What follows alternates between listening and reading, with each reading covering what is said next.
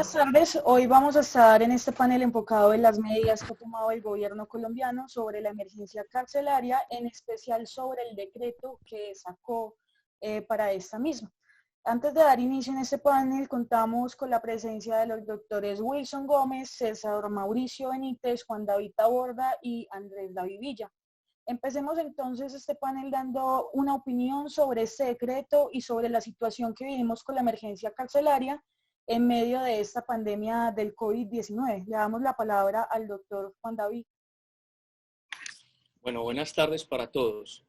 En relación al decreto expedido por parte del gobierno, con el fin de esa descongestión carcelaria, pues tendría que decir que, aunque parte de buenas intenciones, el decreto tal como quedó construido no está obedeciendo a una necesidad real por parte de los internos en las cárceles o en los centros de reclusión alternativos que en este momento se están llenando y siguen con un hacinamiento importante. ¿Por qué no se está cumpliendo con ese objetivo? Pues más adelante pienso que entraremos en detalle, pero en suma, a partir de la necesidad por la cual se expide el decreto, tendríamos que partir de esa pandemia, de esa emergencia en salubridad que nos convocó al mismo decreto, pero el decreto está apuntando no a esa protección, sino a un hacinamiento desproporcionado que existe por una indebida aplicación o por una estricta aplicación de las normas en materia penal. Muchísimas gracias, doctor Juan David. Le damos la palabra al doctor César Mauricio. Bueno, buenas tardes para todos. Buenas tardes, Ana. Con relación al decreto legislativo. El inicio del decreto legislativo, la motivación y el objeto del decreto legislativo, como bien se puede ver en este, es 1, disminuir el hacinamiento carcelario en nuestro país y 2, prevenir y mitigar los efectos del COVID-19 frente a la población reclusa en nuestro país. Entonces, empecemos por lo primero. Es un decreto que se estima que va a sacar, en palabras de la ministra de Justicia, más o menos 4.000 reclusos. Pero en nuestro país tenemos un hacinamiento de más de 40.000 reclusos, que corresponden más o menos al 53%. Eso significa entonces que no se podría lograr el primer objetivo, ¿cierto? Y con relación al segundo objetivo, el decreto busca mitigar y prevenir los efectos del COVID en las personas que se encuentran reclusas, especialmente en personas que sufren de algunas enfermedades crónicas y especialmente en personas de cierta edad, es decir, en este caso más de 60 años. Frente a ello, el decreto también se queda corto, porque el decreto en su artículo 2 trae múltiples excepciones para que inclusive personas mayores de 60 años puedan salir de allí. Es decir, que habrá muchas personas mayores de 60 años o muchas personas que se encuentren en situación crónica que no podrán salir por estas excepciones, por las excepciones a estos delitos. En ese sentido, basta con que llegue solamente un contagiado de COVID, por ejemplo, a la Candelaria o a Bellavista, para que muchos de ellos, en razón del hacinamiento en el que se encuentran, se contagien. Y en ese sentido, su vida se encuentra en potencial riesgo. ¿Qué pienso de este decreto? Pienso que este decreto es completamente ineficaz y ni siquiera son pañitos de agua tibia para la situación que estamos viviendo en estos momentos. Muchísimas gracias, doctor César. Le damos la palabra al doctor Andrés Villa. Muy buenas tardes para todos, para los panelistas que se encuentran hoy con nosotros, para usted, doña Ana, y todas las personas que nos escuchan. Yo creo que lo primero que hay que entender en este decreto es que viene atada a una situación histórica particular, y la situación histórica particular a la que viene atada es que efectivamente nos encontramos enfrentados a una pandemia que ha afectado a gran población a nivel mundial y que ha llegado pues a nuestro país.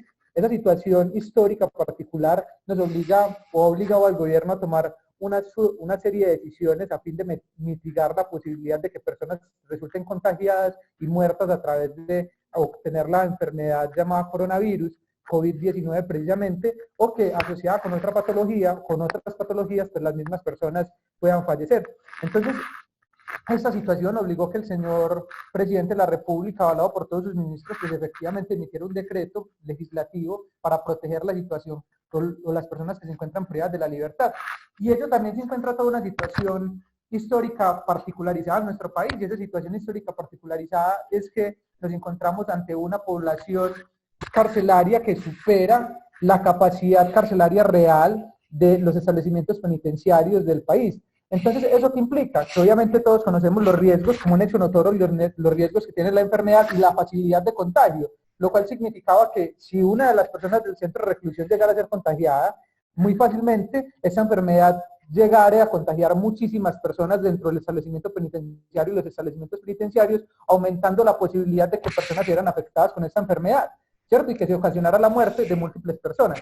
Entonces, el objeto del decreto legislativo, pues en principio es mitigar el riesgo de contagio y de muerte de las personas que se encuentran privadas de la libertad. Entonces, lo que uno debe preguntarse es si efectivamente este decreto logra cumplir con su objetivo, y por eso se ha llevado a la crítica de múltiples abogados penalistas, y sobre todo, pues, incluso de personas que no son abogados, pero que entienden la complejidad del asunto. ¿Y por qué? Porque es que resulta que el Estado se quedó corto a la hora de emitir el decreto legislativo, y se quedó corto porque emitió una sola forma en la cual se mitigará ese riesgo, y la única forma es dar o otorgar una detención preventiva de carácter domiciliario para las personas que aún no se encuentran condenadas, y para las personas que se encuentran condenadas, una prisión de carácter domiciliario, ambos de carácter transitorio. ¿Cuál es el problema? Que limitó el alcance de esta prerrogativa a unos casos específicos y dijo, frente a gran cantidad de delitos, no procederá a la misma. Entonces, ¿qué pasó? Que esta medida resulta poco idónea de cara al hacinamiento carcelario que da, porque son dos situaciones históricas particularizadas, importantes, que deben de tenerse en cuenta a la hora de brindar estas soluciones.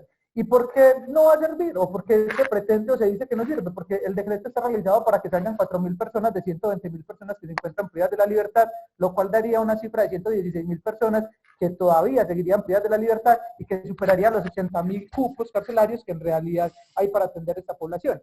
Entonces, la pregunta es si con relación a estos elementos contextuales, el decreto realmente resulta útil, y la respuesta es que no, además porque de alguna manera ha faltado creatividad en el Estado de plantear otras posibilidades alternativas, es decir, por ejemplo, habilitar otros centros en los cuales se puedan atender a la población carcelaria, no sé, hoteles o bienes que hayan sido ocupados a través de figuras como el comiso, la extinción de dominios aplicada a diferentes personas que hayan sido procesadas, con base en los cuales se puedan realizar nuevos establecimientos para mitigar esa posibilidad de hacinamiento o el hacinamiento actual, y efectivamente mitigar la posibilidad de contagio de las personas que se encuentran privadas de la libertad.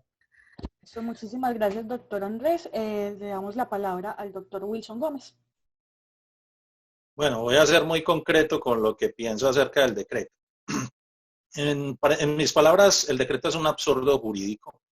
Un absurdo jurídico porque si lo que se busca es frenar la pandemia deshacinando cárceles, no se puede pensar simplemente en que con 4.000 personas se van a deshacinar cárceles cuando sabemos el número de población carcelaria que hay en el país.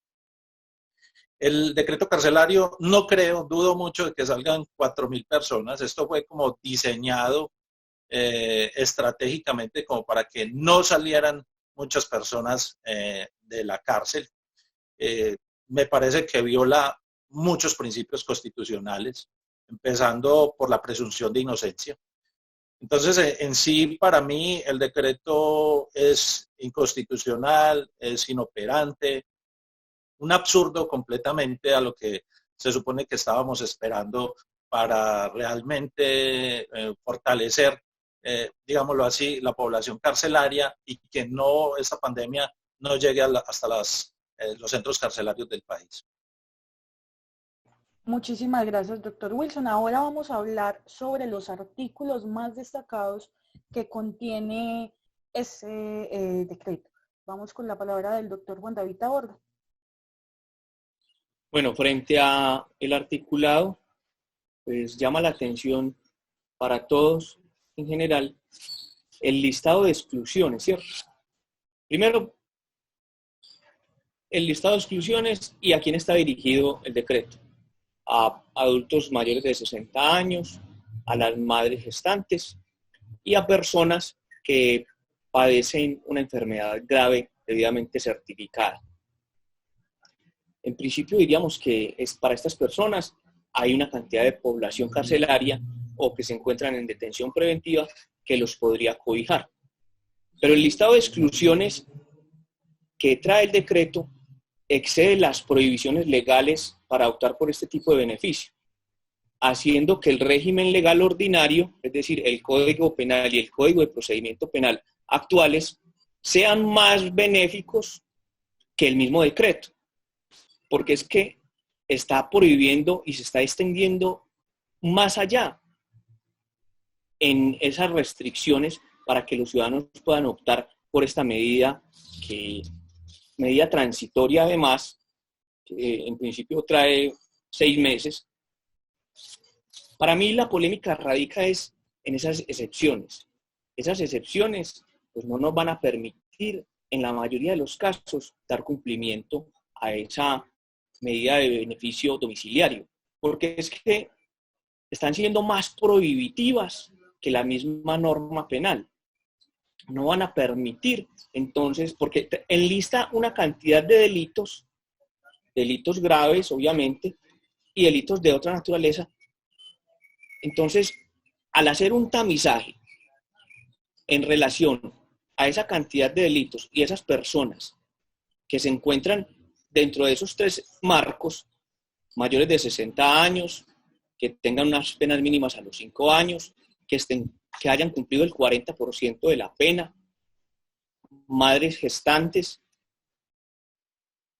Si esas condiciones se cumplieran, pero si las lleváramos a contraste con las excepciones, vamos a encontrar que la mayor cantidad de reclusos o la cantidad de procesos que se elevan ante las jurisdicciones son por homicidio, concierto para delinquir, hurtos, el tráfico de estupefacientes, y son delitos que ya están excluidos. Entonces, no sabemos de manera cierta a quiénes va a beneficiar en suma este decreto.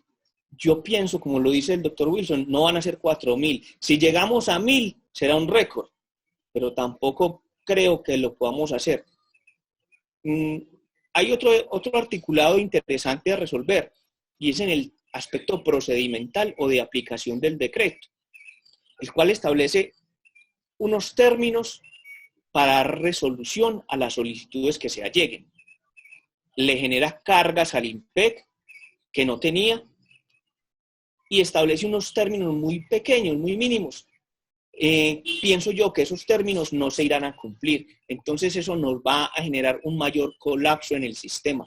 Ya lo dijo el día de ayer, con un día de vigencia del decreto, representantes de Azonal Judicial que no estaban en capacidad de entrar a resolver el cúmulo de solicitudes que van a llegar, porque el decreto tampoco habla de cómo se podrían entonces suplir esas necesidades administrativas para que los jueces resuelvan. Muchísimas gracias, doctor Juan David. Le damos la palabra al doctor César Mauricio. Bueno, cuando uno inicia la lectura del decreto y la motivación del decreto, uno observa y pensaría, uno se emociona realmente, porque dice, hombre, realmente van a tomar cartas en el asunto. Pero cuando llegamos, entonces vemos que ello no es así. Pongámonos en la posición de un recluso allá en Bellavista, por ejemplo. Llega el decreto a las manos del recluso y mira los requisitos. 40% de la condena. Bien, la estoy cumpliendo. Madre gestante o con menor de 3 años a su cuidado. Bien, lo estoy cumpliendo. Persona mayor de 60 años. Bien, lo estoy cumpliendo. Pero yo creo que ese recluso, en el artículo segundo, se llevaría una gran decepción, porque encontraría que muy probablemente su delito, el delito por el cual se encuentra siendo procesado o el delito por el cual se encuentra condenado, se encuentra prohibido a la luz de poder gozar de la detención domiciliaria o la detención domiciliaria ¿cierto? Y es que si usted revisa las estadísticas del IMPED, usted va a observar que los delitos que más se cometen ante personas son precisamente estupefacientes y el tráfico y porte de armas de fuego, ¿cierto? Son esos 4 delitos los que concentran la mayor cantidad de personas en los establecimientos carcelarios. Y precisamente esos delitos son los que se encuentran prohibidos, son unos de los que se encuentran prohibidos dentro del decreto. En ese sentido, el articulado más relevante es el artículo 2 de este decreto, que es la extensión de los delitos que se encuentran prohibidos para gozar de este beneficio. Muy bien, como lo decía el doctor Taborda, y con eso concuerdo con él, este decreto incluso se torna mucho más restrictivo para las personas con relación a la normatividad vigente que existe, relacionada con subrogados penales o relacionadas con el tema de la sustitución de la detención preventiva en el establecimiento carcelario.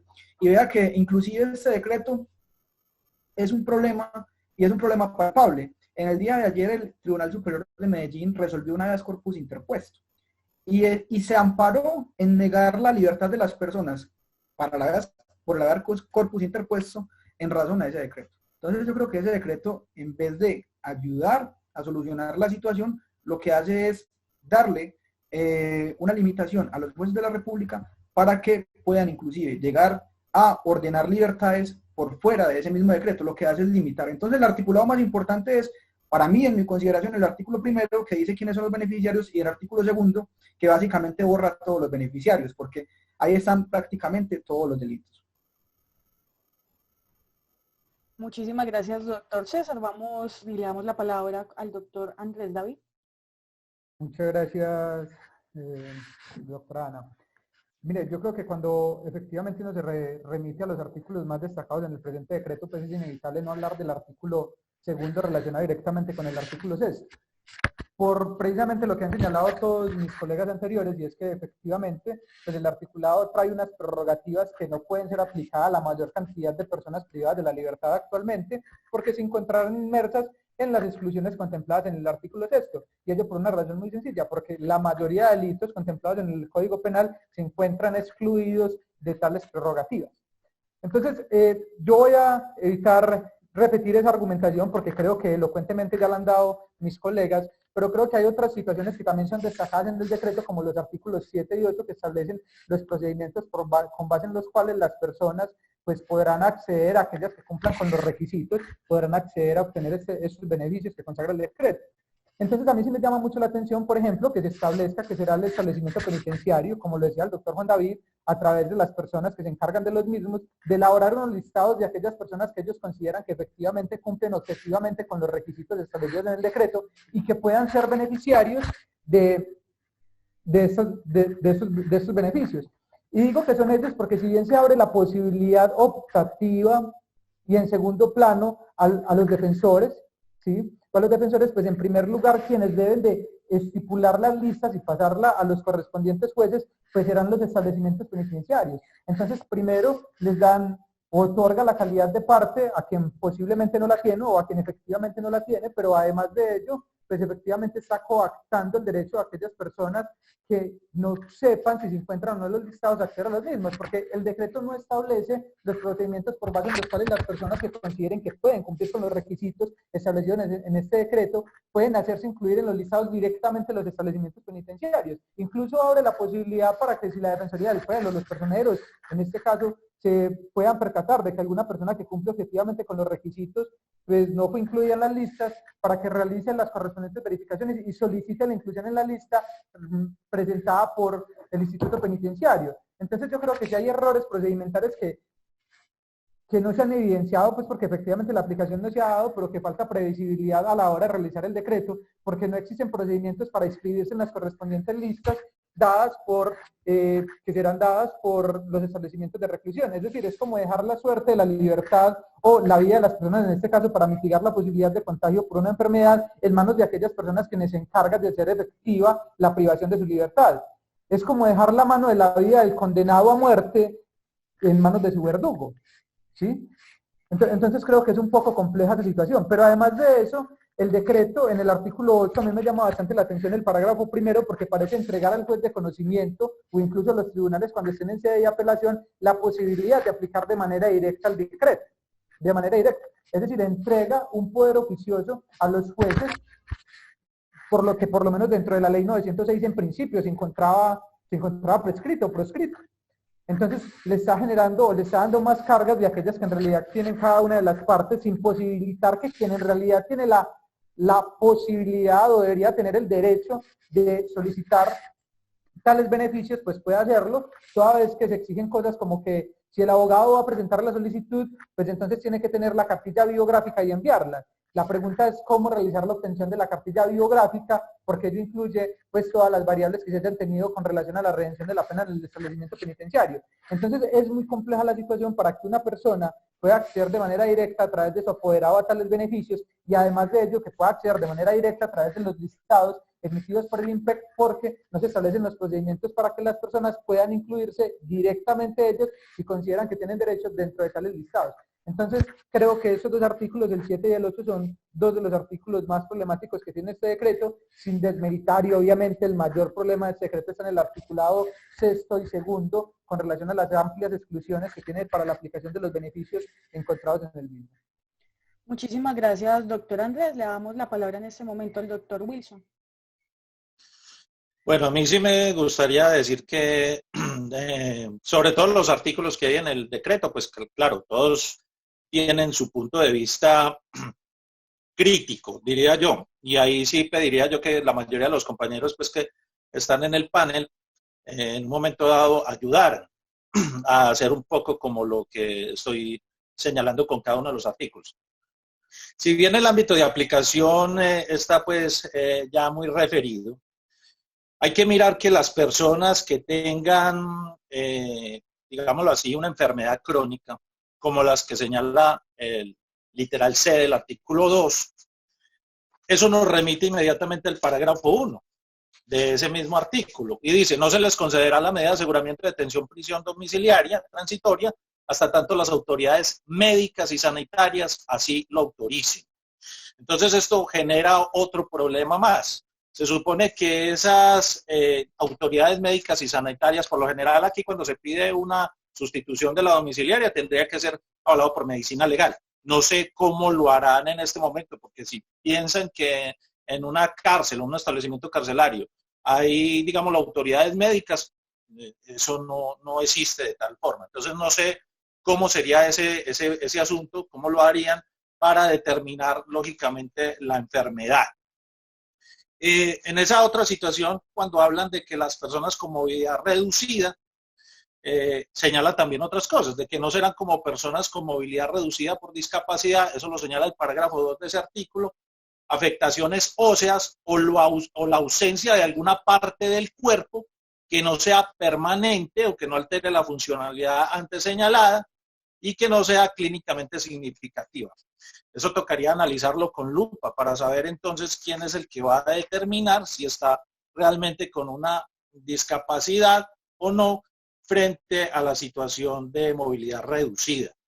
En la parte de los delitos sobre que hayan cumplido el 40% de la pena privativa de la libertad, habría que analizar que si el hurto calificado, se entiende que el 40% estaría a los que no cobijan ciertos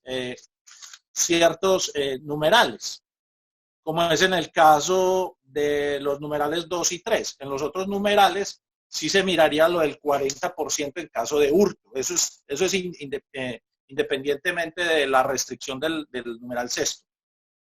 Que como bien lo dijeron los colegas, sí, realmente cómo podría explicar el artículo sexto, perdón, el artículo sexto. ¿Cómo lo podríamos realmente señalar? Es una duplicación del 68A. O sea, es más restrictivo todavía que el artículo 68A del Código Penal. Es una situación bastante delicada. Se supone que estamos en una pandemia a nivel mundial donde debemos de dar beneficios y solucionar la crisis y lo que se hace es todo lo contrario. Por eso hablaba al principio de un absurdo jurídico. En esta situación ni siquiera entran a operar esos dos incisos siguientes al artículo sexto, que dice, tampoco procederá la detención domiciliaria o la prisión domiciliaria transitoria cuando se trate de delitos de homicidio o lesiones personales bajo modalidad de los delitos contra la libertad, integridad. Eso ya está en la misma exclusión de los delitos que hay ahí, ya está ahí. Eso es una redundancia, igual que el siguiente inciso, el inciso final antes de entrar al parágrafo 1, que quedan los delitos de lesa humanidad, crímenes de guerra, también está ahí. Es como un esfuerzo, no sé, del legislador tratando de que no se le pase ninguno, que ninguno tenga beneficio a esta situación. me parece que lo que dice el parágrafo 4 de este artículo, que este artículo no deroga el listado de exclusiones de los artículos 38G y 68A, es decir, la domiciliaria y el 68A que tiene las exclusiones de los delitos, no lo deroga, lo duplica. Entonces es increíble mirar esta situación frente al procedimiento. Cuando estaba hablando el procedimiento que empieza desde el artículo 7, uno se queda ¿cuánto es que se va a demorar este procedimiento? Porque realmente la creación de las listas, la situación de que los informes médicos por las autoridades competentes, el análisis de que si está alguna de las causales del artículo 2, todo eso va a generar un tiempo. Y esa situación que se supone que debería de ser de una manera más rápida, porque cada día que pase son más los contagiados, nos genera muchos problemas. Incluso generando, ¿y qué pasa con la gente que es asintomática en esta situación? Que no sabemos que puede tener el virus, pero no sabemos si lo está contagiando a toda la otra población. A la situación a lo que responde, por ejemplo, digamos, este decreto.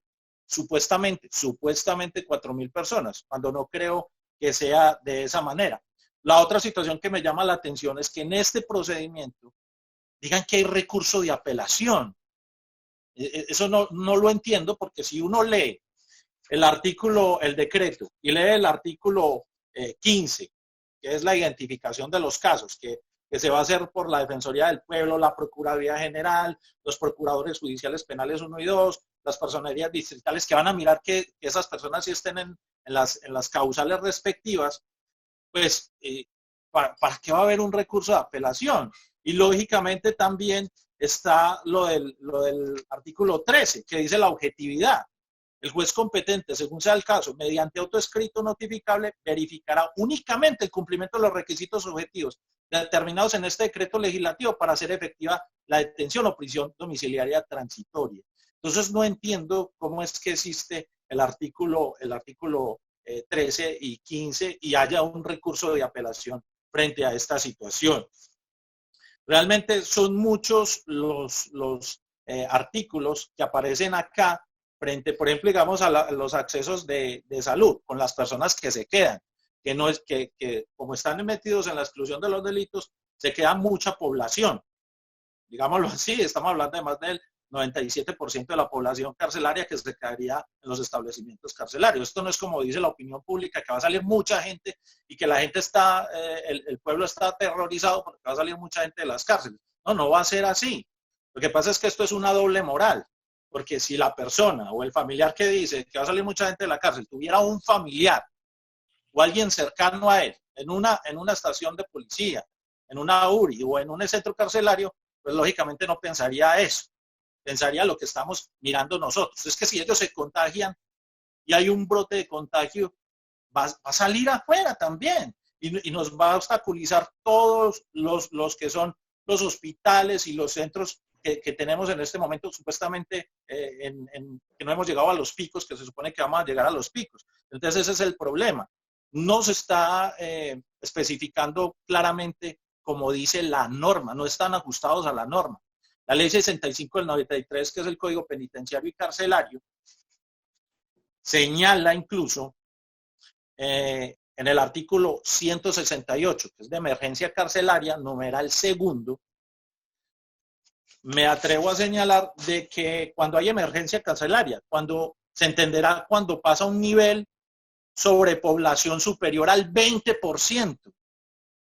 Al 20%. ¿Cuánto hace que pasamos ese 20% de hacinamiento carcelario en el país? Hace mucho y nunca han decretado emergencia carcelaria. Y ahora, habiendo una emergencia carcelaria a nivel mundial, y lo único que hacen es hablar de un 3% de la población carcelaria. O sea que son muchos los artículos que hay que criticar frente a ese decreto de emergencia carcelaria. Entiendo por la ministra de que lógicamente van a haber otros decretos. Pues creo que esto es como decir démosles este decreto a ver si se calman, si no molestan tanto, pero lógicamente nada soluciona esto, nada soluciona. Es algo que puede ir incluso en contra de todos los derechos fundamentales de los privados de la libertad. Muchísimas gracias, doctor Wilson. Vamos con nuestra última pregunta y es, ¿qué opciones serían aceptadas o factibles para lograr esta crisis carcelaria y modificar este decreto? Pues ya lo han comentado ustedes que tiene ciertos errores y pues entonces, ¿qué soluciones ustedes le verían? Vamos con la palabra del doctor Juan David Taborda. Bueno, ¿qué opciones? Opciones pienso que pueden haber muchas. Simplemente, si las hubiesen manejado desde una ponderación objetiva, podríamos indicar que si lo que buscamos es la protección de la vida o mitigar ese hacinamiento, en ningún momento se ha hablado de la población que se encuentra, de esa población que se encuentra bajo unas medidas también restrictivas a su libertad y son de los menores de edad, ¿cierto? El sistema de los menores infractores, donde es una población vulnerable o donde científicamente nos han dicho que los mayores o los adultos mayores son personas también vulnerables frente a el contagio del coronavirus y que posiblemente lo pueden padecer en los centros carcelarios. Entonces, las opciones estaban dadas, simplemente que no se dio la aplicación. ¿Por qué entonces no establecer algo más laxo y decir, listo, esas personas mayores de 60 años los vamos a beneficiar con esta medida de manera transitoria y estarán en sus domicilios? ¿Por qué entonces no hablamos de esos menores infractores que también tienen restricciones a su libertad? ¿Por qué no se está hablando entonces, si lo que pretendemos es mitigar ese hacinamiento, no se están tomando medidas para mitigar el riesgo de las personas que puedan salir y puedan presentar un contagio?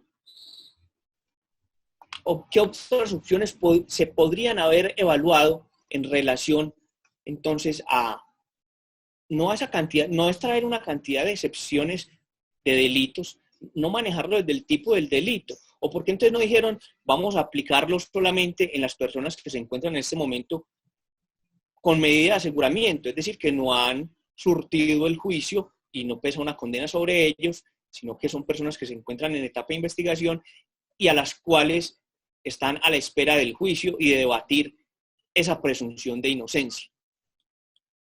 Considero, como lo dijo ya el doctor Wilson anteriormente, esto es una burla, es un chiste sarcástico con el cual les están diciendo, sí les vamos a dar, pero no les vamos a dar.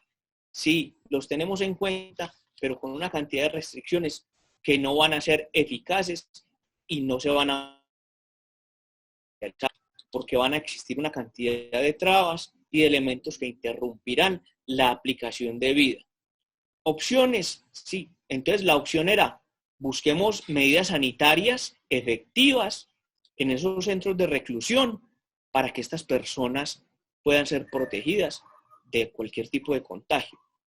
Pero eso tampoco lo señala el decreto.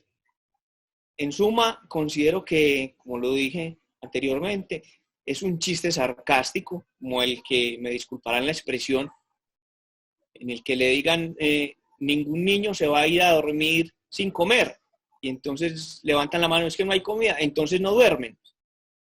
Tristemente, para mí es de esa forma, o sea, vamos a darle la posibilidad a algunos de que estén en sus casas para mitigar el hacinamiento y para la protección de la salud, y cuando traen los requisitos, pues no vamos a poder cumplirlos. Entonces, quieren es endulzar a la sociedad y de manera irresponsable creo que también los medios de comunicación dijeron va a haber una descarcelación masiva y eso tampoco va a ocurrir.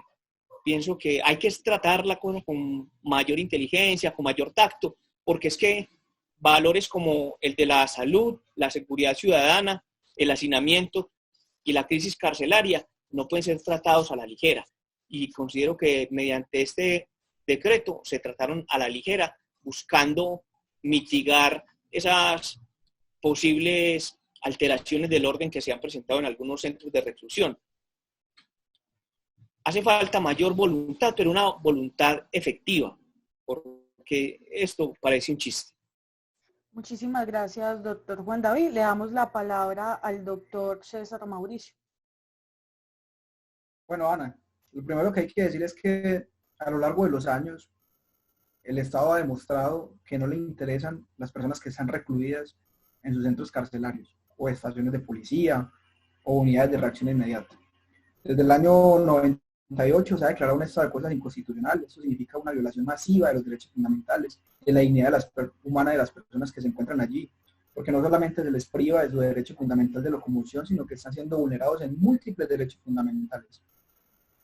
Y eso fue exacerbado en el 2013, en el 2015 también por la misma Corte Constitucional. Y al Estado no le importan sus presos. Y no le importa cuando vemos un fiscal general que dice que es más peligroso un recluso que el coronavirus. Y lo dice de forma literal. ¿Cuáles son las opciones? En estos momentos considero existen dos opciones. La primera de ellas, el mismo gobierno, mediante las facultades que tiene que emitir un nuevo decreto legislativo en el que elimine la gran mayoría de delitos y especialmente los delitos por los cuales se encuentran la mayor cantidad de personas en los diferentes establecimientos carcelarios. Que elimine dichas excepciones para que puedan salir muchas más personas. Eso tiene que hacerlo inmediatamente. No tiene que esperar a que la gente que está en la cárcel, en las diferentes cárceles del país o en estaciones de policía, se contagie. En este momento está pasando algo muy particular en Villavicencio. Hay cerca de 18 reclusos que dieron positivo para la prueba y no han hecho prueba en otros reclusos. Ya hay 2 muertos de esa cárcel. Y lo que se pregunta al alcalde de Villavicencio es, bueno, ¿y qué hacemos entonces con esos 18 reclusos? ¿Para dónde los mandamos? Si lo mandamos para Villavicencio, para la ciudad, entonces existe la posibilidad de que pueda contagiar al resto de la ciudad. Y mire que esto se puede convertir en un sin salida. Imaginémonos en un mes el panorama. ¿Cómo será en un mes esto? Mucha gente en Colombia contagiada con el coronavirus porque hoy no hemos llegado al pico. Los hospitales rebosando y los internos allá en sus celdas que no pueden salir que porque contagian a las personas pero muriéndose. Tras de que en estos momentos no hay un sistema de salubridad idóneo en las cárceles, tampoco los sacan afuera, a ellos no les importa el Estado. En estos momentos se encuentran a la herida. Y lo que se busca es evitar un mal mayor. Y aquí hay que ponderar el qué dirá de la opinión pública y el gobierno debe colocarse los pantalones para evitar una tragedia descomunal. Como segunda medida, y ya desde el punto de vista de los jueces, dice la Constitución, todos los jueces son constitucionales. Es un llamado que se hace a los jueces, a todos los jueces. Y en este caso a la misma Corte Constitucional en este momento histórico. Ese decreto legislativo, creo yo, máximo 2 meses, deberá ser revisado por la Corte Constitucional para hablar acerca de su exequibilidad. ¿Qué es la exequibilidad? Es decir, para determinar si se ajusta o no la Constitución. A mí me parece que este es el momento histórico para que la Corte Constitucional evite que salgan tan poquitas personas de prisión para que salgan muchas más. Es decir, que elimine, por ejemplo, muchas exclusiones que trae este decreto.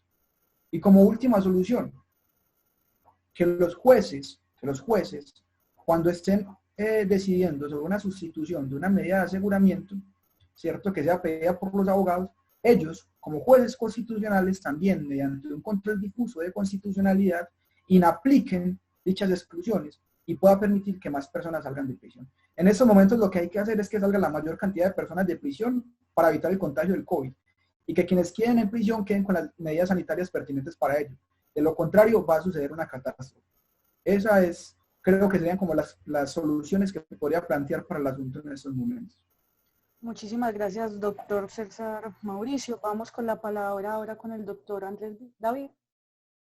Yo quiero empezar retomando quizás un poco las palabras del doctor Juan David cuando decía que lo primero que debe realizarse es un estudio de salubridad para establecer cuáles otras medidas pueden ser útiles para proteger que estas personas resulten contagiadas o esta población vulnerable resulta contagiada por el COVID-19. Entonces yo creo que existen varias posibilidades que tiene el gobierno en este momento a fin de afrontar la crisis. La primera es evidentemente romper ese marco tan grande de exclusiones que tiene el decreto en su artículo 6 en la emisión de un nuevo decreto para que una mayor cantidad de personas que se encuentren privadas de la libertad pues puedan llegar a sus residencias a estar allí siendo protegidos del posible contagio del COVID-19. Pero yo creo que además de ello el Estado puede tomar otras medidas para considerar la mitigación del riesgo, porque es que resulta que básicamente también es una estrategia mandarlas un número de personas para la casa y dejar de lado la posibilidad de tomar otras medidas porque resulta menos costoso. Por ejemplo, digámoslo así, el Estado podría habilitar unos centros transitorios de detención si es que considera que las personas no deben ir a su lugar de residencia, habilitar unos centros transitorios de reclusión para que extienda la población carcelaria en diferentes lugares, disminuyendo el hacinamiento en un solo lugar, la concentración de personas en un solo lugar para mitigar la posibilidad de contagio. Claro, eso le genera un mayor costo económico al Estado que por ahora no quiere asumir. Y esa es otra de las situaciones por las cuales muy seguramente no se han estudiado otras alternativas a la de dejar ir personas para la casa. Ahora bien, si la solución es dejar ir personas que se encuentran detenidas para la casa, que considero como penalista es una solución totalmente viable, pues efectivamente lo que deberá es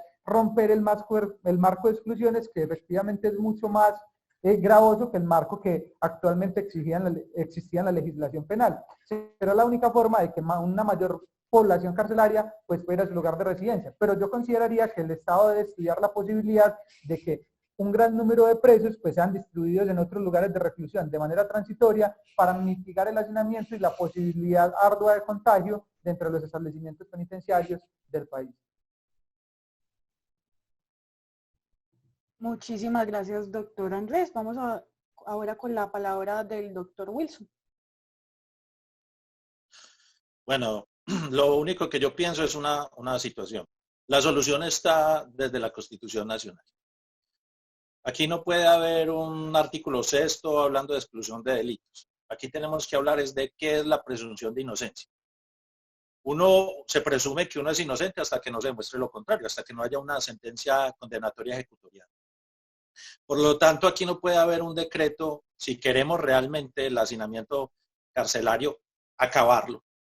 No podemos en ningún momento partir de que van a haber unos delitos, que estos sí, que otros no. Como lo decía la ministra en estos días en una entrevista en Semana, señalando de que las personas mayores de 60 años, pues, lógicamente eran muchos, y por eso se determinó que no fueran los delitos sexuales, porque muchos estaban en ese delito. Pero la pregunta mía es que no todos los que están en la cárcel son culpables. Para eso es un proceso, para eso es el debido proceso, para eso es la presunción de inocencia. ¿Qué debe hacer el gobierno frente a esta situación? Simplemente las personas que no están todavía condenadas deben salir de la prisión. Incluso ni siquiera vamos a decir de que van a estar por la calle, como piensa el común de la población. Es que estamos en una situación completamente anómala. Todo el mundo debe permanecer en la casa. Van a estar en una prisión domiciliaria transitoria por 6 meses. No es que se van a volar. Entonces la situación aquí está en ese punto. Lo que se viene, me imagino yo, y lo que hemos hecho, por lo menos a la firma a la cual yo pertenezco, es lógicamente buscar alternativas. La mayoría de la gente cree que los abogados no están haciendo nada. Pues a mí me preocupa sobremanera esta situación y por esa misma situación tenemos que buscar, sea por tutela, sea por habeas corpus, lo que esté en nuestras manos, lo vamos a hacer y vamos a dar la pelea, porque lo que se viene es muy complicado. ¿Qué están esperando? Que existan más motines en las cárceles, que haya más muertos. Es que es una situación bastante delicada. La población carcelaria está completamente desprotegida. Fíjese que la misma ministra está hablando de hacer una donación, que hagamos donaciones a la cárcel. Ahí es donde queda para uno señalar qué pasó entonces con ese fondo penitenciario del cual se habla en la ley 65 del 93. ¿En dónde está ese fondo? Que era un fondo penitenciario sobre todo para estas situaciones. Entonces, ¿qué pasa con la situación carcelaria? Completamente desprotegida. Y volvemos otra vez al llamado de la población. Claro, el común de la gente dice, no, van a salir todos a la calle. No, eso no va a ser así. Es que se supone que ni siquiera nosotros podemos en este momento salir a la calle. Entonces, ¿cómo vamos a privar de una domiciliaria a las personas que ni siquiera las han encontrado culpables porque no hay una sentencia en firme? Les agradecemos a todos la presencia en este panel, el tiempo invertido en este. Muchísimas gracias. Cualquier duda que se haga presente, pues nos la pueden estar haciendo por nuestras redes sociales. Nuestros panelistas están también para contestar alguna duda que ustedes tengan. Muchísimas gracias, doctores. Gracias, Ana.